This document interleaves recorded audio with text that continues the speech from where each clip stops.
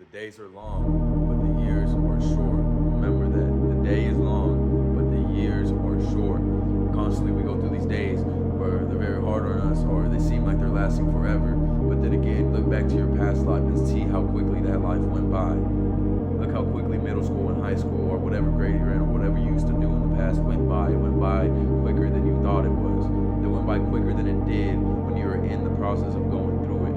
So that's what you got to remember when you're doing this for progress. When you're doing things for progress, you got to think about years ahead. You got to think about decades ahead. You got to think about when you're older. You can't always think about what's going to happen next week, what's going to happen next month. Sometimes you got to think way into the future and look way into the future to get that answer. And that's where you got to seek your motivation from if you don't have any. And a lot of times it's okay not to have any motivation, but it's not okay to not have any discipline. Without discipline, we're going to constantly be distracted by things in our life that may be women, clothes, money, jewelry, or bad habits. You know, you don't want those blocking your way. You want to be able to be like, okay, today is hard, but a year from now, doing this every day, how consistent and how much consistency would have led me to be a better person in a year.